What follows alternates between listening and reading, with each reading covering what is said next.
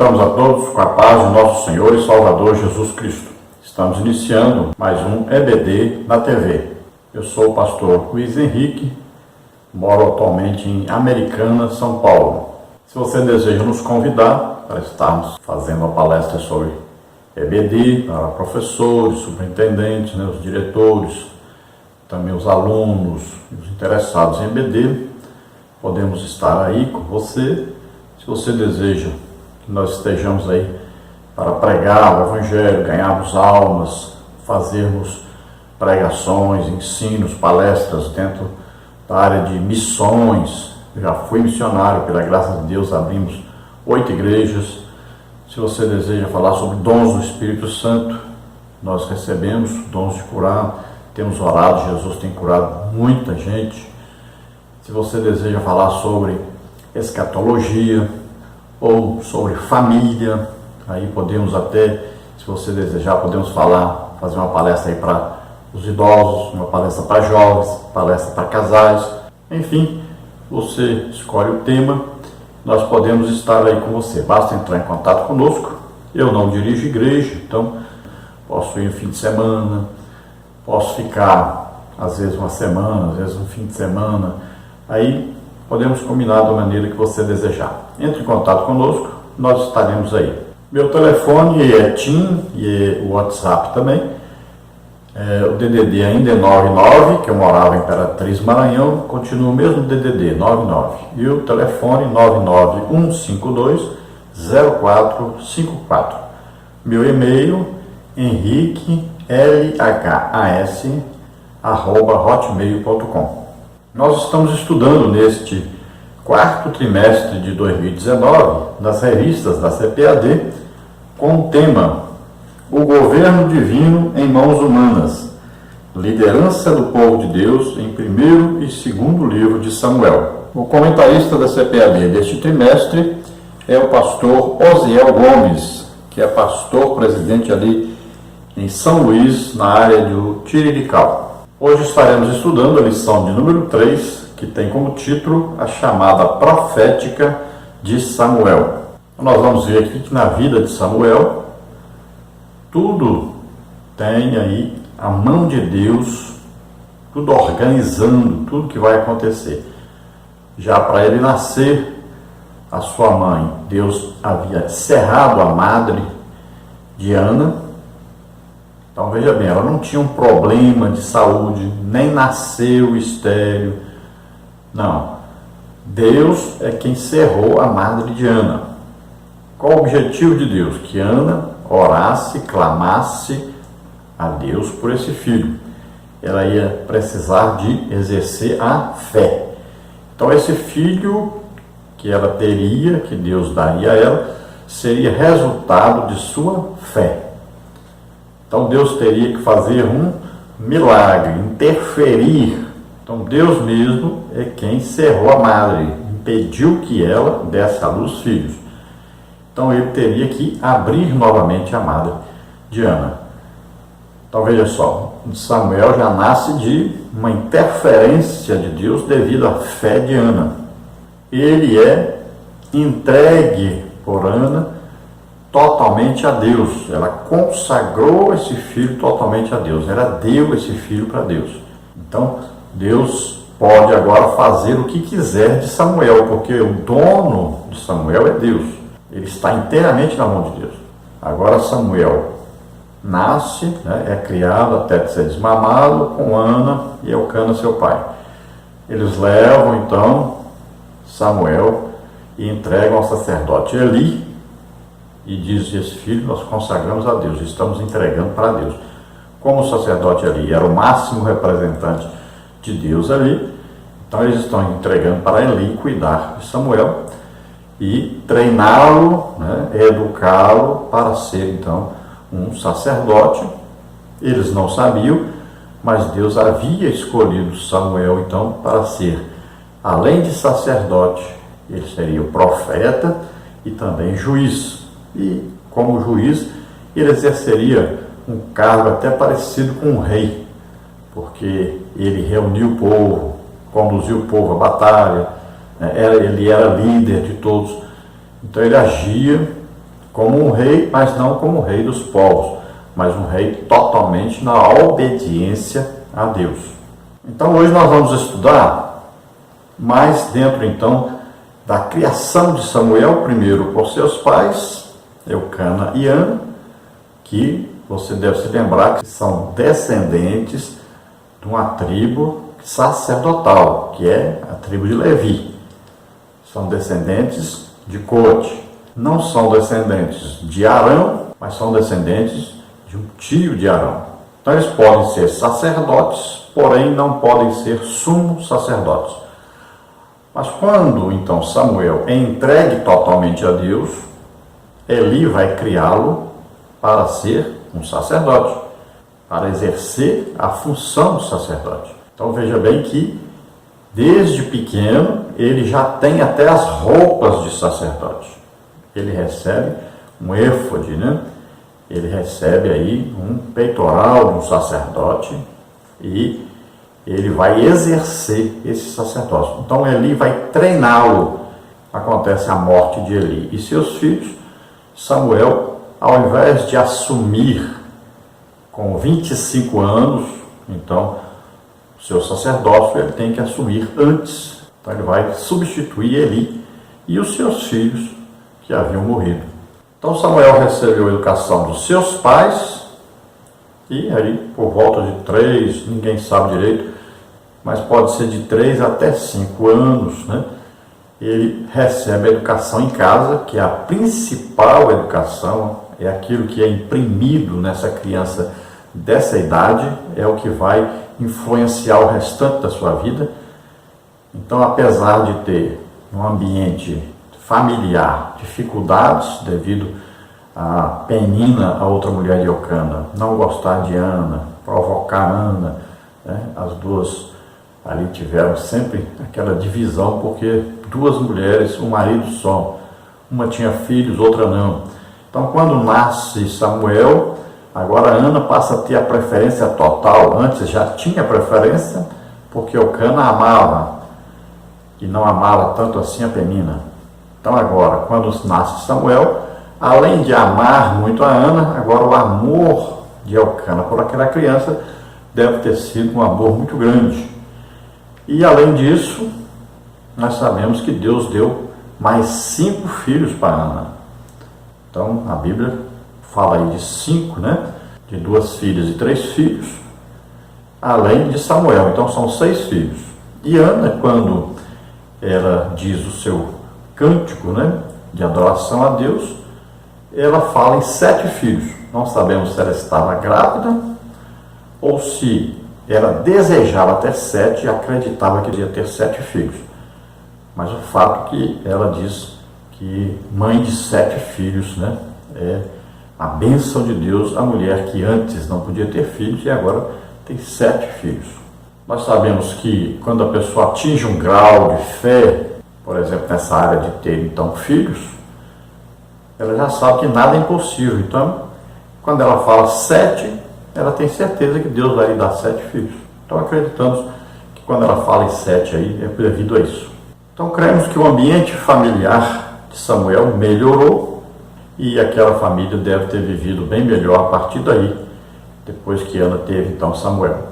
Então, como eles eram da tribo de Levi, a tribo de Levi estuda, né? Estudava muita palavra de Deus. Todos eles tinham que decorar o Torá, tinham que ler muito, estudar muito. Então, com certeza, Samuel foi muito bem educado por seus pais, lendo, estudando a palavra de Deus. Depois, quando ele vai para Eli, Eli vai agora educá-lo como um sumo sacerdote. Então, para ser um sumo sacerdote no futuro, então ele recebe agora uma educação sacerdotal. Então ele recebe agora uma educação para trabalhar no tabernáculo e para no futuro poder substituir então Eli. Veja bem, então ele é criado agora como filho de Eli. É como que um pai adotivo agora que está criando o seu filho, porque o filho foi totalmente entregue. Então veja que Eli não poderia cuidar agora de Samuel como se Samuel fosse filho de outro, embora seus pais fossem todo ano visitá-lo, levar-lhe uma túnica, né, e tal. Mas veja bem, Eli tinha que criá-lo agora como seu filho, porque Ana disse é para sempre, não era temporário. Então espiritualmente agora ele é o quê? É um filho adotivo do sacerdote Eli. Não tem mais como ele ser agora uma pessoa normal, como outras pessoas. Ele agora foi entregue totalmente a Deus. Então, além dele agora se tornar então como um filho adotivo de Eli, ele tem ainda os nazireado, que é uma consagração total a Deus. E é um nazireado não temporário, mas para sempre. Então indica que ele é totalmente de Deus, que ele pertence totalmente a Deus. Então, ele pode exercer qualquer função que Deus lhe designar. Outro exemplo de nazireu, né, que também foi chamado por Deus antes mesmo de nascer, temos o caso de Sansão, que também não poderia passar navalha no seu cabelo, como Samuel. Samuel se consagrou realmente a Deus e permaneceu toda a sua vida fiel a Deus, fiel também ao voto que sua mãe havia feito, de dá-lo a Deus e de ser nazireu e nunca passar navalha para o seu cabelo. Nós vamos ver mais detalhes agora estudando a lição, sabendo que este vídeo é a primeira parte dos 4 vídeos. Depois eu vou montar e fazer um vídeo só de 1 hora. Então primeiro eu faço os 4 vídeos de 15 minutos. Por que isto? Porque em algumas regiões do Brasil a internet é muito fraca para os irmãos fazer download, para os irmãos assistirem. Então é necessário que sejam vídeos bem pequenos.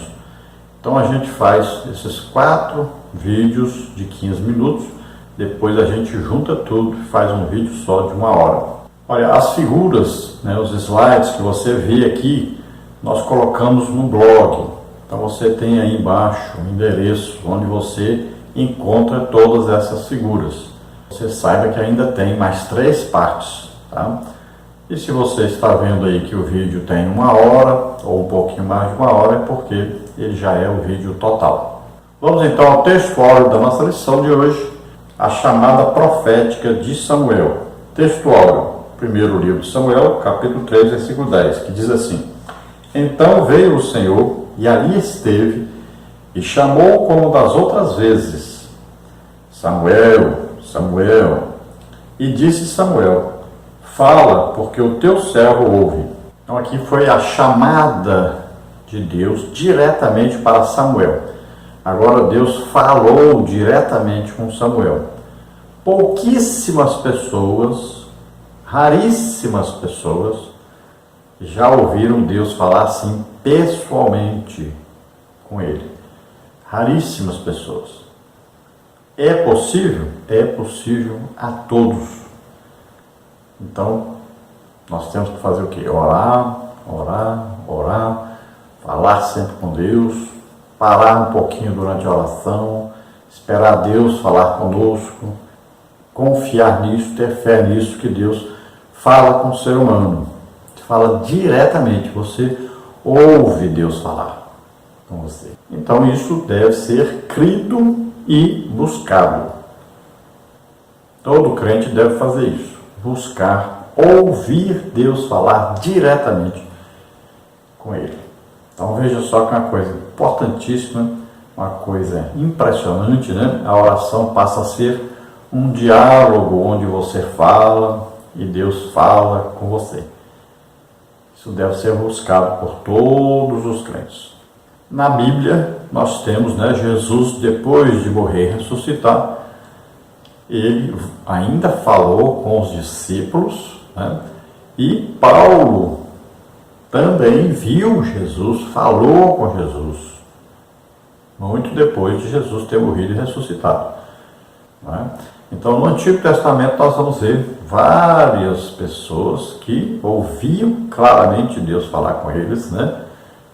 E conversavam com Deus. Então, nós temos lá Adão, né?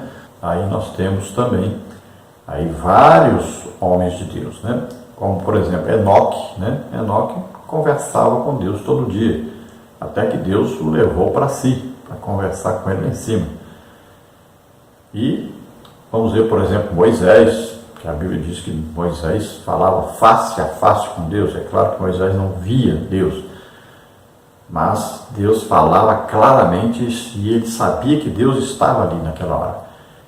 E assim nós vamos ver outros, né, profetas que ouviam claramente Deus falar com eles. Temos aí Noé, Abraão, né? Então, pessoas que realmente escutavam a voz de Deus. E não pense você que não existe hoje muitas pessoas que ouvem Deus falar claramente com eles. Verdade prática: a verdadeira chamada divina capacita o crente fiel a ser um porta-voz autêntico da palavra de Deus. Como aqui na lição está falando sobre o ministério, um profeta, chamado por Deus como profeta, então aqui não é a palavra escrita que ele transmitia para as pessoas, era aquilo que Deus falava diretamente com ele. Então veja só, Deus falava e ele transmitia isso que Deus falava. Então aqui é um profeta, é um ministério profeta. Aqui não é pregar o evangelho, ensinar a palavra de Deus, nada disso. Aqui é ouvir Deus falando e transmitir para as pessoas. Então aqui o porta-voz, né, o profeta aqui é isso, tá? Não é ler a Bíblia, estudar a Bíblia e falar aquilo, né, que você entendeu ali, ou que foi revelado para você falar. Não é isso aqui. Aqui nós estamos falando do ministério de um profeta. Então ele ouvia diretamente a voz de Deus, falava com ele e ele transmitia para as pessoas. E depois ele também escreveu isso que Deus falou com ele. E também escreveu tudo que ia acontecendo.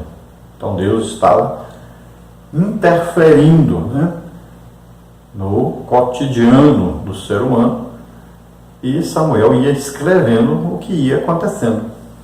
Leitura bíblica em classe está em 1º livro de Samuel, capítulo 3, versículos de 1 a 10, que diz assim: E o jovem Samuel servia o Senhor perante Eli, e a palavra do Senhor era de muita valia naqueles dias, não havia visão manifesta. E sucedeu naquele dia que, estando Eli deitado no seu lugar, e os seus olhos se começavam já a escurecer, que não podia ver, e estando também Samuel já deitado, antes que a lâmpada de Deus se apagasse no templo do Senhor, em que estava a arca de Deus, o Senhor chamou a Samuel e disse ele: Eis-me aqui. E correu a Eli e disse: Eis-me aqui, porque tu me chamaste. Mas ele disse: Não te chamei eu, torna a deitar-te. E foi e se deitou. E o Senhor tornou a chamar outra vez a Samuel. Samuel se levantou e foi a Eli e disse: Eis-me aqui, porque tu me chamaste. Mas ele disse: Não te chamei eu, filho meu, torna a deitar-te. Porém Samuel ainda não conhecia o Senhor, e ainda não lhe tinha sido manifestada a palavra do Senhor. O Senhor, pois, tornou a chamar a Samuel terceira vez, e ele se levantou e foi a Eli e disse: Eis-me aqui, porque tu me chamaste. Então entendeu Eli que o Senhor chamava o jovem. Pelo que Eli disse a Samuel: Vai-te deitar, e há de ser que, se te chamar, dirás: Fala, Senhor, porque o teu servo ouve.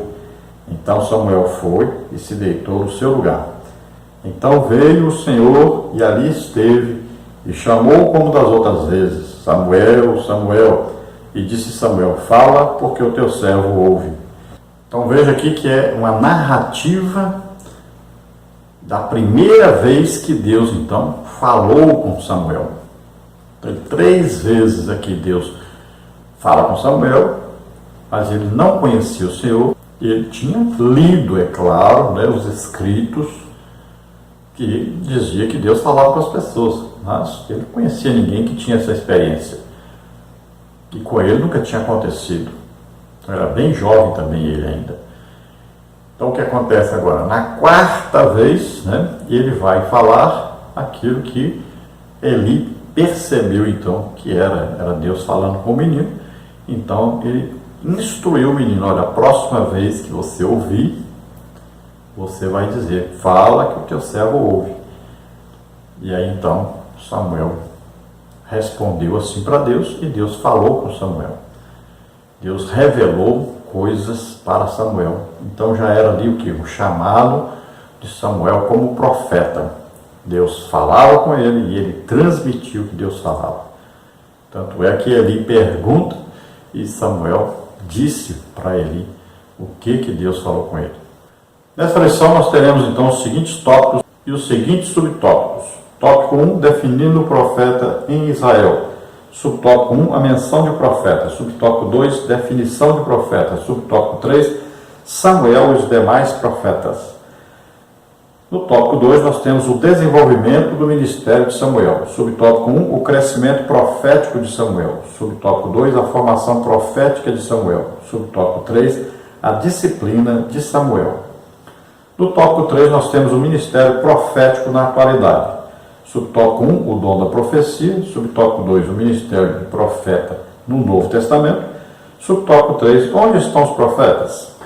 Vamos ver então a introdução da lição, que diz: nesta lição veremos que o ministério profético do Antigo Testamento não se caracterizava pela adivinhação, nem pela mera predição do futuro, mas tinha como principal objetivo levar a todos a ter um firme compromisso com Deus. Sua essência é anunciar a totalidade da mensagem divina. Por isso Jeremias foi bem categórico: o profeta que tem sonho, conte-o como apenas sonho, mas aquele em quem está a minha palavra, fale a minha palavra com verdade, diz o Senhor. Jeremias 23, 28. Então, profeta, nós vamos ver que uma pessoa chamada por Deus e pessoa que Deus dá revelações. Essas revelações podem ser do passado, do presente e pode ser a respeito do futuro. Então, veja só. Um profeta, nele está dons do Espírito Santo em funcionamento, em manifestação. Quando ele fala, por exemplo, alguma coisa que aconteceu no passado ou está acontecendo no presente, isso é um dom, palavra da ciência. Então é uma revelação de Deus do passado ou do presente que está oculto. Por exemplo, o profeta Eliseu revelava ao rei de Israel quando o rei da Síria armava emboscadas para ele. Então, o que o rei da Síria falava lá na Síria, até em seu quarto, falando alguma coisa, o profeta já sabia lá e revelava para o rei.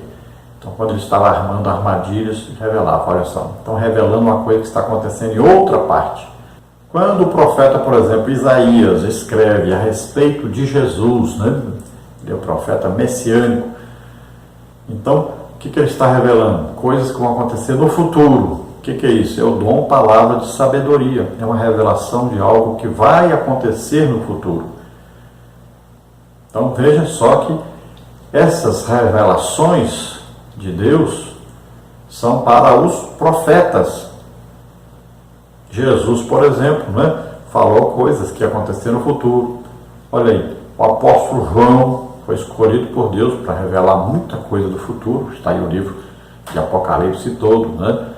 Olha lá, o profeta Daniel, Deus revelou muita coisa no futuro. Então veja só que um profeta, ele recebe revelações ou a respeito do futuro, ou a respeito do passado, ou do presente. Tem os profetas que Deus escolheu para escreverem as revelações e o que acontecia em sua época, e tem profetas que Deus escolheu para apenas dizer as mensagens que ele queria, mas não escreveram nada. Por isso, na Bíblia tem os profetas maiores e os profetas menores.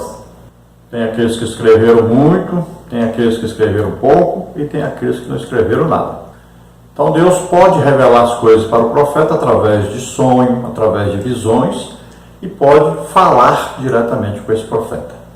E no Novo Testamento, continua o ministério profético. Olha bem, os profetas que falavam a respeito da vinda de Jesus duraram até João Batista. Agora, daí para frente, os profetas são os profetas da igreja, continuam falando coisas que vão acontecer no futuro, revelando coisas do passado, revelando coisas do presente. continua havendo profetas. Veja no início da igreja, você vai ver lá, né, existiam profetas, vários profetas. Silas era profeta, né? Profeta, um exemplo clássico de profeta no Novo Testamento é o profeta Ágabo, né? Primeiro, Deus revelou a ele que haveria uma grande seca na Judéia, e lá diz que realmente aconteceu essa seca. Também, quando ele se encontra com Paulo, pega a cinta de Paulo e diz: isso vai acontecer com o dono dessa cinta. Vai ser humilhado, vai sofrer na mão dos gentios, né? Então ele fala sobre o futuro de Paulo. Então hoje existem profetas na igreja? Existem. Às vezes você fala: na minha igreja não tem. Talvez tenha, mas está aí, né, com o seu ministério sufocado, né? Às vezes, algum dia Deus lhe deu uma revelação aí, ele foi falar na igreja, ele foi massacrado, perseguido, calado, não deram mais oportunidade para ele, mas ele está por aí. Agora, não confunda então o ministério profeta com profecia. O outro dom chamado profecia, aí essa profecia é para exortar, consolar, edificar. Aí não é para predizer o futuro, nem para revelar coisas ocultas. Aí é diferente, tá? Então, dom de profecia, uma coisa, profeta, outra. Todo profeta pode profetizar. Pode o dom de profecia agir através dele, palavra de conhecimento, palavra de sabedoria. Agora, nem todo aquele que profetiza, ou seja, tem dom de profecia, é profeta. Porque profeta é ministério. Então opera nele os dons, né? Pode ser palavra de sabedoria, falar a respeito do futuro, palavra de conhecimento a respeito do passado ou presente. E além disso, ele pode também o dom de profecia se manifestar no profeta.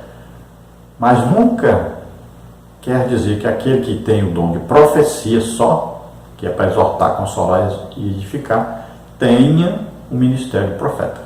Confunde muito isso porque quando um profeta fala, a gente fala que ele profetizou. Aí você confunde, né, às vezes, o dom de profecia com profeta ministério. Então, todo profeta pode profetizar, mas nem todo que profetiza é profeta. Então, dom de profecia, qualquer crente pode ter dom de profecia. Agora, profeta, então Deus escolhe algumas pessoas da igreja e coloca como profeta. Então ele pode revelar coisas do passado, do presente, ou pode revelar coisas do futuro. E ele pode receber então as revelações de Deus através de sonhos, de visões, ou Deus falando com ele diretamente. Então são várias as maneiras que Deus age através de um profeta. Então não confunda profeta ministério, né, com alguém que prega ou ensina, né, lê, estuda a Bíblia e vai falar. Não tem nada a ver com profeta, tá? Ministério profeta. Tópico 1, então, definindo o profeta em Israel. Subtópico 1, a menção de profeta. Subtópico 2, definição de profeta. Subtópico 3, Samuel e os demais profetas. Subtópico 1, a menção de profeta. No livro, a primeira menção feita a um profeta no livro está registrada em 1 de Samuel 2, 27 a 36. Aqui vemos que o profeta era caracterizado como homem de Deus, título que lhe trazia grande responsabilidade. O profeta não é um adivinhador, mas o porta-voz de Deus. Ali Samuel se dirigiu à casa de Eli, dizendo que este seria substituído por um sacerdote fiel, Zadok. Esse acontecimento antecipava como seria o ministério de Samuel, o profeta do Senhor por excelência. Então aqui nós vemos que Deus revelou para Samuel o que ia acontecer no futuro. Então Eli vai a Samuel perguntar o que Deus lhe contou e ele diz o que é realmente que Deus está falando, né, para Eli e sua família. E a previsão, então, de Deus não é boa para Eli nem sua família. Então Deus comunica a Eli que ele estava realmente decepcionado com o seu ministério. Ele amava mais os seus filhos do que a Deus. Ele não vigiou seus filhos, não educou corretamente seus filhos e não repreendeu corretamente seus filhos quando era preciso. Então seus filhos estavam roubando as ofertas que eram para Deus, além de estarem na prostituição com várias mulheres. E Eli, que deveria ter agido, ter retirado seus filhos do serviço sacerdotal, ele não fez isso porque amava os seus filhos. E Deus disse claramente: você ama mais os seus filhos do que a mim. Então Deus revela que os dois filhos de Eli, o Ofni e Finéias, iriam morrer no mesmo dia. E Eli seria substituído por outro sacerdote, que nós cremos aqui que de início é próprio Samuel, Então Deus substitui Eli por Samuel. Mais para frente, então, o sacerdócio seria exercido por Zadok depois da morte de Samuel. Subtópico 2, definição de profeta. De modo geral, a palavra do hebraico para profeta é nabi. Etimologicamente, a definição é incerta, porém diversos significados lhe são atribuídos, entre os quais chamado por Deus e orador. Entretanto, a maioria dos estudiosos trata a palavra profeta com o sentido de porta-voz divino. Nesse aspecto, o profeta seria mensageiro de Deus, cuja missão era levar o povo a obedecer à vontade do Todo-Poderoso. Quem ouvisse esse porta-voz teria sucesso, pois o profeta comunica o que Deus lhe diz, fala o que o Senhor lhe falou. Esse é o fundamento do movimento profético no Antigo Testamento. Deuteronômio 18:18, 2 de Crônicas 20:20. Então, um profeta é um porta-voz de Deus. Ele ouve Deus falar com ele e ele transmite para uma pessoa, se Deus mandar falar com uma pessoa só, ou transmite para outras pessoas, se Deus mandar falar com outras pessoas. Então, é uma pessoa que recebe diretamente de Deus, ele ouve Deus falando com ele, ou ele pode sonhar alguma coisa para ser revelada, ou pode ter visões, para depois revelar essas visões. Então nós vamos ver vários tipos de profetas assim na Bíblia. Então, dentre aqueles que recebem revelação de Deus por meio de visões, podemos citar aí Daniel, Ezequiel, Isaías, João, o apóstolo João, Então, visões. Vimos aí Paulo recebeu visões, o apóstolo João recebeu visão. E nós podemos ver casos especiais, como aí tanto o apóstolo Paulo como o João tiveram aí um arrebatamento de sentidos, e estiveram em lugares, que não é lícito até se dizer. Então Paulo foi até proibido de dizer aquilo que ele recebeu lá onde ele esteve.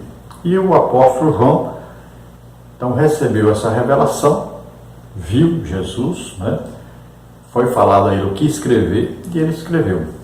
Subtópico 3, Samuel e os demais profetas. Com Samuel, deu-se o início à prática de os profetas ungirem reis. Segundo o texto bíblico, o próprio Samuel comunicou as palavras de Deus a Saul de que este seria rei. Segundo os estudiosos, foi com Samuel que teve início o movimento profético formal em Israel. E com Elias, ele se desenvolveria ainda mais. A partir do ministério de Samuel, surgiram os profetas da corte, os que atuavam junto aos reis. Alguns desses profetas não apenas aconselhavam os soberanos, mas também eram seus escrivães. Por exemplo, Samuel, Natã e Gade fizeram alguns registros reais. Então, antes de Samuel existiram profetas? Sim, o próprio Adão era um profeta. E nós vamos ver, aí Moisés, por exemplo, foi um grande profeta, E nós vamos ver outros profetas que Deus usou, e durante todo o tempo que o homem está na terra, sempre houveram profetas, sempre houveram homens de Deus com quem Deus falava. Agora, a partir de Samuel, nós vamos ver que existe agora uma concentração de profetas, existe uma escola de profetas, e existe um ministério específico de profeta que vai interferir na vida da liderança. Então ele passa a ser aquele que vai ungir o rei. Então o rei é escolhido por Deus, confirmado através da unção de um profeta. E nós vamos ver que a partir daí esse profeta passa a ser um conselheiro então dos reis, e muitas vezes ele também escreve aquilo que o rei está fazendo e aquilo que está acontecendo na nação de Israel com relação a Israel e os povos vizinhos. Por exemplo, o primeiro livro de Samuel, o segundo livro de Samuel, acreditamos então que foi escrito por Samuel, Natã e Gade. E ao lermos aí livro de Crônicas, os dois livros de Crônicas, nós vamos ver que também foram escritos por esses profetas, e vários livros da Bíblia nós encontramos então escritos de profetas. Um exemplo maior, nós vemos aí o profeta Isaías. Tópico 2, o desenvolvimento do ministério de Samuel. Subtópico 1, o crescimento profético de Samuel. Subtópico 2, a formação profética de Samuel. Subtópico 3, a disciplina de Samuel. Subtópico 1, o crescimento profético de Samuel. Se os filhos do sacerdote Eli praticavam pecados abomináveis, o jovem Samuel crescia com integridade diante de Deus e do povo. Sempre houve em Ana, sua mãe, um cuidado especial para que seu filho estivesse envolvido com a obra de Deus. Ela orou por ele e o entregou aos cuidados de Eli. Este, observando a dedicação de Ana e seu comprometimento, orou por ela, rogando a Deus a bênção para a sua casa. 1 Samuel 2, 20 e 21. É maravilhoso dedicarmos a Deus o que temos de mais precioso, pois suas recompensas são certas. Bom, então vimos que Samuel, no início da sua vida, foi criado então por seu pai Elcana, sua mãe Ana, que eram descendentes da tribo de Levi, então tinham conhecimento da palavra de Deus, e ensinaram Samuel realmente a andar no caminho do Senhor. Depois o sacerdote Eli, também vai continuar essa educação do profeta Samuel. Veja bem que ele teve então uma excelente educação, excelente ensino da palavra de Deus. Seus pais eram então pessoas que entendiam da palavra de Deus por serem descendentes da tribo de Levi, uma tribo que era responsável por dar ensino da palavra de Deus. Sabemos então que Eli abençoou Elcana e Ana, e a oração foi que Deus concedesse aos dois filhos, e realmente Deus atendeu a esse pedido e deu a Ana 5 filhos a mais, além de Samuel. E pode ser, pela declaração de Ana, que ela tenha tido 7 filhos. Subtópico 2, a formação profética de Samuel. Samuel aprendeu com Eli, ele foi formado pelo velho sacerdote, assim como Paulo aprendeu aos pés de Gamaliel, como está em Atos 22, 3. E Timóteo com Paulo, como está em 2 Timóteo 3, 10. Deus chamou Samuel quando ele tinha cerca de 12 anos, 1 Samuel 3, de 1 a 4. Ou seja, a mesma faixa etária de Jesus quando foi levado a Jerusalém por seus pais. Lucas 2,42. Assim, sob os cuidados de Eli, Samuel era forjado por Deus para o ministério profético. Muitos hoje não querem mais aprender com os mais experientes, pois julgam-se importantes e desprezam o aprendizado aos pés de alguém. Paulo e Timóteo, por exemplo, orgulhavam-se de ter aprendido com seus mestres. Mas além da disposição para aprender, precisamos de disposição para ouvir a voz de Deus. E isso só é possível por meio de uma vida de oração e busca fervorosa pelo Senhor, como está em Isaías 55, 6. Deus quer falar conosco. Então aqui diz o jovem Samuel. Não sabemos aí quantos anos tinha Samuel. Então pode-se deduzir, estudando sobre Jesus, que esta idade aí pode ser então aos 12 anos. Então a dedução, não existe aí escrito claramente isso, Lá com Jesus nós sabemos que é aos 12 anos, Mas aqui não sabemos. Mas pode ser que sim, aqui também, já que era tradição, com 12 anos, um judeu se tornar realmente um cidadão judeu reconhecido aos 12 anos, e ele já deveria ter estudado então a Torá e saber de cor. Veja só, era um estudo mesmo minucioso da Torá.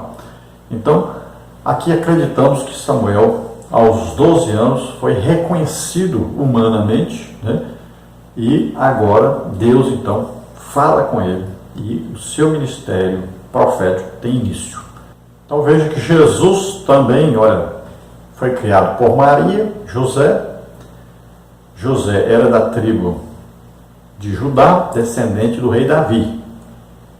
E Maria nós vamos ver que era prima de Isabel. Isabel era o quê?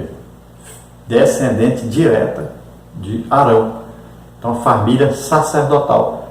Então, eles ensinaram Jesus a palavra de Deus, com certeza. Tinha um excelente estudo bíblico, um excelente ensino de Jesus quando era pequeno. Então, vamos ver que Jesus, aos 12 anos, foi apresentado, né? E já discutia com os doutores. Então, aqui Samuel, nós acreditamos também que com 12 anos, então, Deus já faz o chamado na vida dele. Lembrando sempre que Samuel é um tipo de Cristo. Olha aí. Jesus foi adotado por José. E esse adotado não quer dizer que foi lá no cartório, eu quero adotar aqui. Não. Quando nós estamos falando adotado, então porque é criado por alguém, né?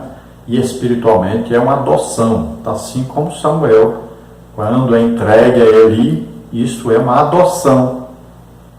Então, espiritualmente, quem está na posição de pai de Samuel agora é Eli. Então, existem aí muitas semelhanças, né? Samuel com Jesus. Então, aí, olha só, sacerdote, profeta, juiz, rei ao mesmo tempo, que ele agia como juiz e rei ao mesmo tempo. E Jesus, mesma coisa aí. Jesus, né, profeta, sacerdote, juiz, rei. Então veja só que tem muita semelhança aí. Assim como Samuel foi adotado por Eli, assim Jesus foi adotado por José. Então veja que Samuel foi educado por seus pais, depois educado por Eli. Então esteve aos pés de Eli aprendendo. Hoje nós temos, infelizmente, muita gente que acha, porque frequentou aí um colégio, um curso de teologia, já se acha, né, mais importante que todo mundo, começa a até abusar dos mais velhos, desconsiderar os mais velhos, achar que já sabe tudo, que pode tudo, acha que os mais velhos não entendem de nada, não sabem de nada. Está acontecendo muito isso na igreja hoje. Tanto é verdade que o calvinismo, né, já foi aí declarado pela presidência da CGADB, presidência também da igreja em São Paulo, né, pastor Zé Huerto, falou sobre isso, já teve palestra sobre isso na última reunião ministerial, falando sobre isso. Não existe na nossa declaração de fé nenhum apoio ao calvinismo. E nós estamos vendo aí uma invasão do calvinismo por parte dessas pessoas que estão fazendo cursos teológicos e muitas vezes com professores calvinistas e estão querendo implantar o calvinismo na Assembleia de Deus. É a mesma coisa que falar assim, vamos destruir a identidade da Assembleia de Deus. Vamos expulsar o Espírito Santo da Assembleia de Deus. É a mesma coisa de falar isso. Porque para eles não existe na atualidade os dons do Espírito Santo sendo manifestados. Para eles também falar em línguas, não existe isso aí na atualidade, é errado para eles. Então, eles vivem criticando a nossa igreja, fazendo até deboche. Assista os vídeos aí. Então, é preciso tomar uma posição sobre isso. Está havendo um desrespeito à liderança. E eu tenho insistido e batido nessa tecla em vários grupos aí, eu sou expulso dos grupos, porque estão infiltrados esses moderninhos aí, calvinistas. Não sei por que não vão para outra igreja, mas estão aí para perturbarem a igreja, esses calvinistas. Assembleanos misturados com o calvinismo, infiltrando-se e tentando aí parecer mestres, né? Querendo ensinar as pessoas como se eles tivessem experiência. Pessoas que não ganham aulas, nunca nem leram a Bíblia toda, a maioria deles. Só leem livros calvinistas. Então acham tudo pronto lá, pregam as mensagens, está tudo lá na internet, está lá nos livros calvinistas, tudo que eles falam, tudo que eles pregam está lá. Só repetir, são como os papagaios. Não têm experiência com Deus, não são pessoas de oração, não são pessoas de jejum, não são pessoas que ganham almas e estão aí querendo ser donos da igreja. Subtópico 3, a disciplina de Samuel. Ainda jovem, Samuel já se mostrava disciplinado. Ao ouvir uma voz que o chamava pelo nome, pensando que fosse a de Eli, por 3 vezes dirigiu-se a ele com todo respeito e temor, como está em 1 Samuel 3, 4 e 5. Essa postura apontava que ele era o homem certo para ouvir a palavra do Senhor. Por não ter uma experiência pessoal com Deus, ainda não sabia como responder ao chamado divino, por isso Eli o orientou. Desde então, Samuel passou a receber visões de Deus e orientações sobre a sua palavra. Se os nossos filhos servirem a Deus com a disposição de Samuel, educados pela sua família na presença do Pai, eles influenciarão de maneira impactante a sua geração, como está em Mateus 5, 13 a 16. Então nós vemos aqui que Samuel era uma pessoa educada, respeitosa, né? Quando ele ouvia ali a voz, por 3 vezes ele ouviu, Deus falou com ele, chamou pelo seu nome, e ele achando que era o sacerdote ali, ele ia até ele. Então olha bem, ele era uma pessoa prestativa, ele pensava que ali estava chamando, estava precisando de alguma coisa, e era hora de dormir, mas ele levantava e ia lá. Então Eli, depois da 3ª vez, Eli então diz para ele: agora quando você ouvir a voz, você diz, fala que o teu servo ouve. Então Eli sabia que era Deus que estava falando com o menino, e ele fez tudo da maneira que Eli falou para ele fazer, e Deus então falou com ele. Então ele demonstrou respeito e obediência àquilo que Eli o orientou para fazer. Então Deus podia agora então falar com Samuel, porque Samuel escutava Deus falar com ele. Então era obediente, temente a Deus e tinha a grande qualidade de escutar Deus falar. Tópico 3, o ministério profético na atualidade. Subtópico 1, o dom da profecia. Subtópico 2, o ministério profeta no Novo Testamento. Subtópico 3, onde estão os profetas? Subtópico 1, então, o dom da profecia. O dom da profecia, disponível a todos os crentes, manifesta-se de forma sobrenatural e momentânea, encoraja, exorta e consola a igreja, edifica de forma coletiva e individual o povo de Deus, como está em 1 Coríntios 12, 7 a 11 e 1 Timóteo 4, 14. O dom da profecia é uma dádiva de Deus à sua igreja. É maravilhoso saber que o Pai ainda fala diretamente com o seu povo. Então, dom de profecia é muito importante entender isso. É um dom do Espírito Santo e todos os crentes podem ter o dom de profecia. Paulo diz: todos podeis profetizar. E ele ainda regulamenta um depois do outro, e numa mesma reunião, 2 ou 3 no máximo. Então vão falar, né? Vão ser interpretados, pode ser a profecia dada assim, alguém fala em línguas, o outro interpreta, ou pode a própria pessoa falar na língua já que todos entendem. Então a profecia, ela vem para edificar, exortar e consolar. Veja bem, profecia não é para dizer o que vai acontecer no futuro, nem revelar coisa que aconteceu no passado ou que está acontecendo no presente. O dom de profecia é isto. Então não confunda dom de profecia com ministério profeta. É diferente. Então a pessoa pode ter dom de profecia e nunca ser um profeta. Então cuidado com isso para não confundir, tá? Então o que tinha Samuel não era dom de profecia. Samuel era um profeta. Aí quais os dons do Espírito Santo que se manifestavam na vida de Samuel? Aí dom palavra de sabedoria, palavra de conhecimento. E nós vamos ver isso agora. Lembrando que o dom de profecia, quando a pessoa tem esse dom, então ele vai falar e ele vai ser julgado. A igreja deve julgar as profecias, porque a profecia pode vir de 3 fontes diferentes. A profecia pode vir do diabo. Se aquela pessoa que está sendo usada não estiver numa vida correta, uma vida santa, então ele pode ser instrumento de Satanás para trazer uma profecia à igreja. Também a profecia pode vir da própria pessoa. Então a pessoa quer ajudar alguém ou está interessado em algum lucro, né? Por exemplo, alguém que tem dom de profecia pode de repente ele querer dar uma mensagem para o pastor da igreja para poder ganhar um dinheirinho extra, né? Ganhar uma oferta boa. Então ele chama o pastor e vai dizer coisas.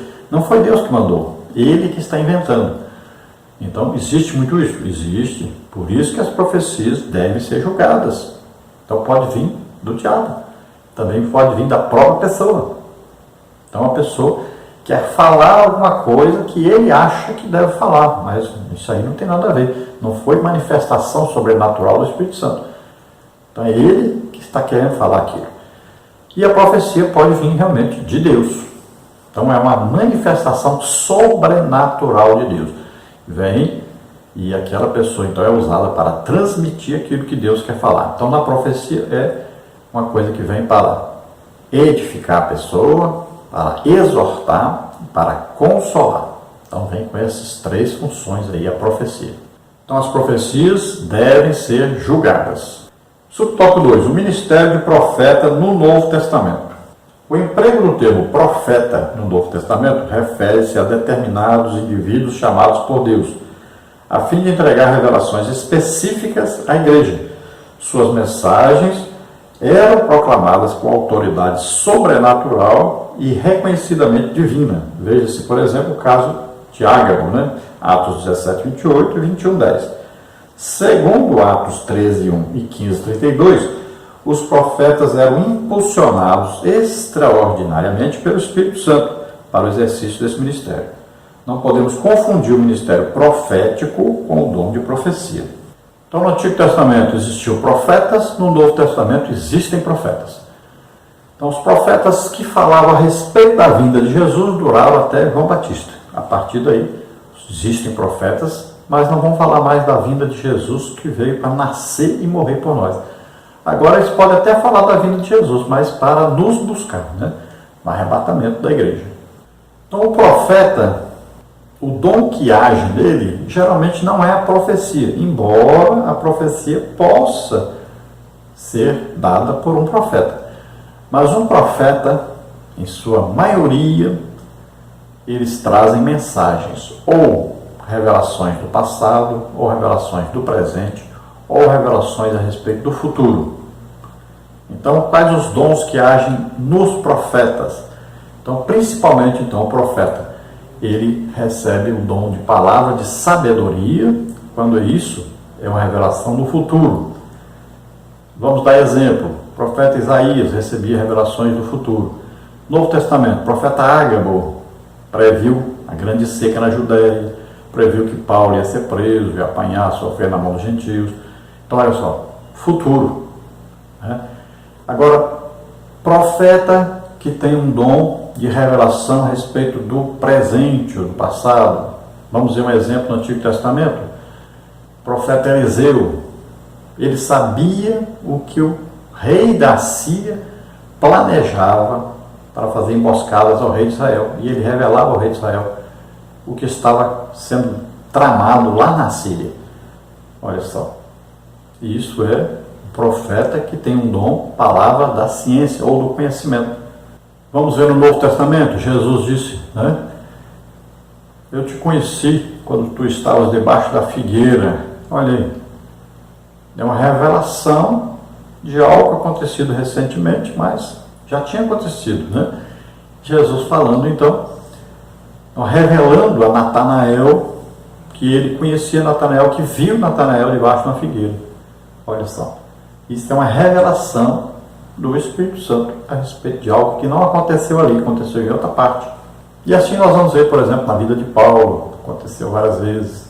E no Novo Testamento, a respeito da revelação do futuro, nós temos, por exemplo, o maior exemplo nosso, além, é claro, além de Pedro, de Paulo, de Judas, nós temos aí o exemplo de João, que teve o maior número de revelações no Novo Testamento a respeito do futuro.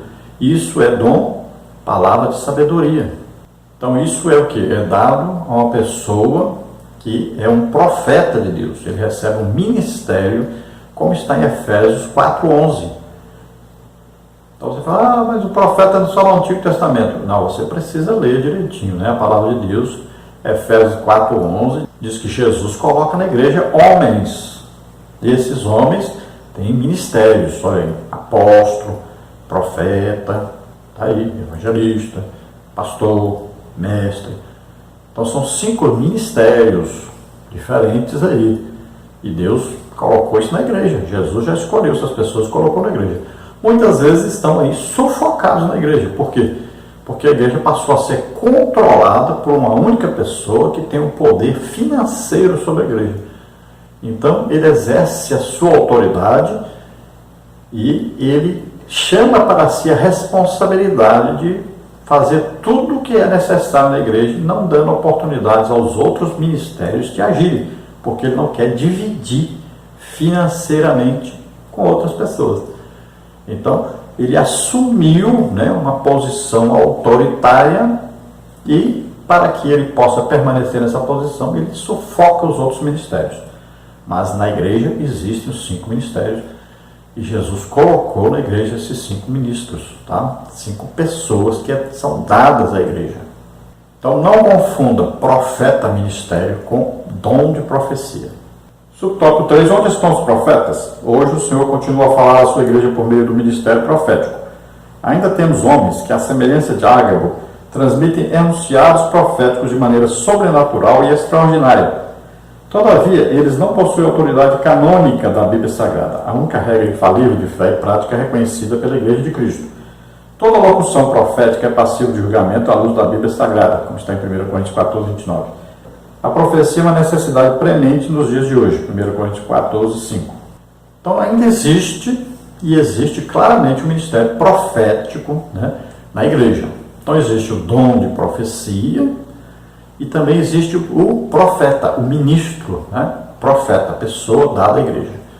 Nós temos profeta, por exemplo, na igreja hoje, que já previu aí muita coisa, Previu, por exemplo, morte de prefeito, morte de espírita famoso, Profeta de Deus.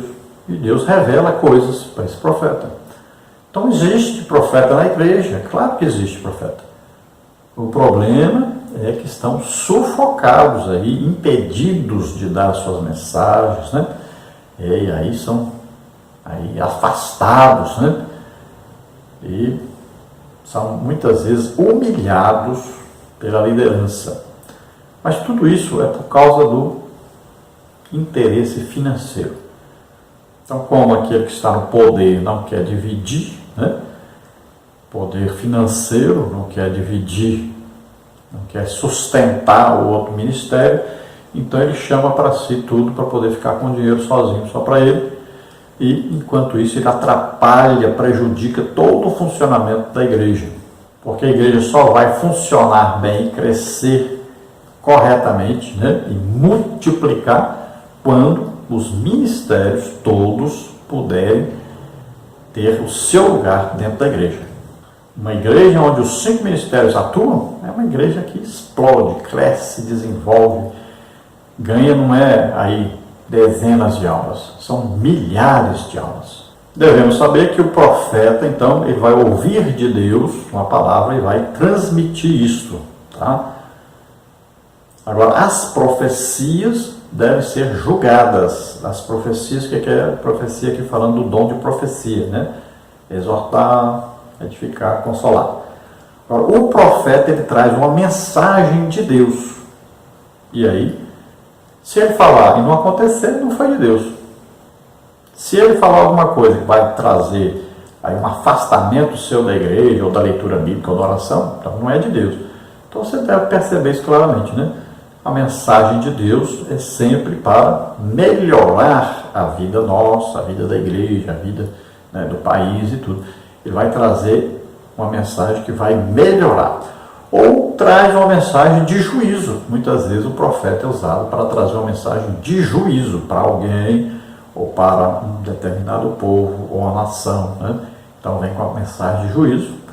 Muitas vezes Deus traz também uma revelação de algo que vai acontecer, para que a igreja lembre-se que Deus sabe de tudo, conhece tudo, pode tudo, está no controle de tudo. Então veja, se a igreja hoje tivesse um profeta que revelasse quando as pessoas estão em pecado, e sobem lá no púlpito para pregar, para cantar, tudo. Imagine, era assim antes na igreja? Era. Mas por falta desse ministério que está sufocado na igreja, estão aí subindo no púlpito pessoas que estão em adultério, pessoas que estão em prostituição, E está cada vez pior isso. porque falta esse ministério em ação na igreja.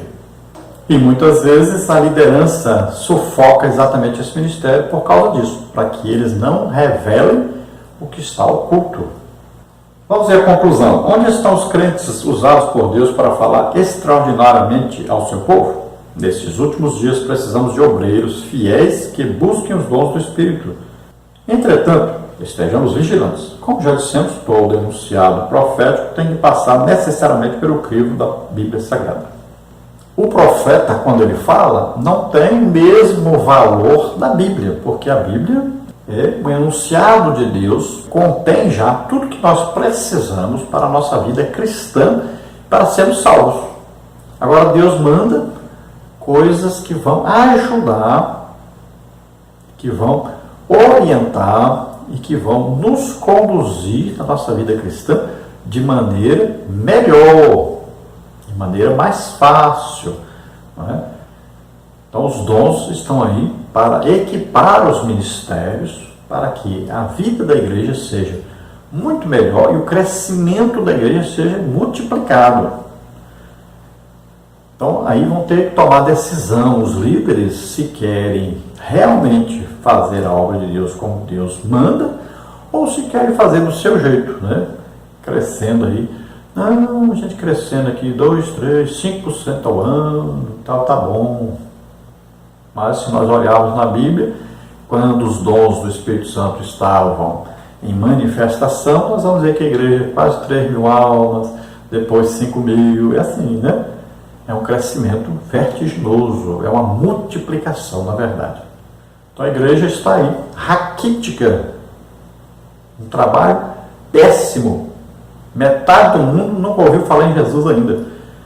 E, pelo jeito, devido a essa falta de percepção espiritual, vai acontecendo a mesma coisa e vai continuando sempre assim. Então existe um medo muito grande, né, da igreja hoje, que os dons sejam aí manifestados. É um medo muito grande que as pessoas têm. Vamos orar agora. Se você deseja aceitar Jesus como Senhor e Salvador, você que está ouvindo a palavra de Deus, então é a sua oportunidade. Você que está doente ou enfermo, nós vamos orar, você recebe a sua cura. Vamos orar. Pai querido, em nome de Jesus, te pedimos que venha, Senhor, revelar a essas pessoas agora o teu amor, a tua misericórdia, que venha, Senhor, trazer a eles a revelação da salvação. Grada cruz que eu te dei, força. Ó Senhor, te agrada dessas vidas, toca neles, faz maravilhas na vida deles. Ó Senhor, levanta profetas na igreja, Senhor. Ó Senhor, traz a nós revelações passado, presente, do futuro. Ó Senhor, edifica a tua igreja, consola, exorta os que precisam, em nome de Jesus. Em nome de Jesus, toda doença e enfermidade agora sobre essas vidas, solta essas vidas, em nome de Jesus. Toca, Senhor, neles agora, faz maravilhas. Em nome de Jesus, solta toda doença, toda enfermidade, vai saindo em nome de Jesus. Toca, Senhor. Em nome de Jesus te pedimos, abençoa essas vidas, cura, Senhor, faz um milagre nas vidas deles, em nome de Jesus. Amém? Glória a Deus.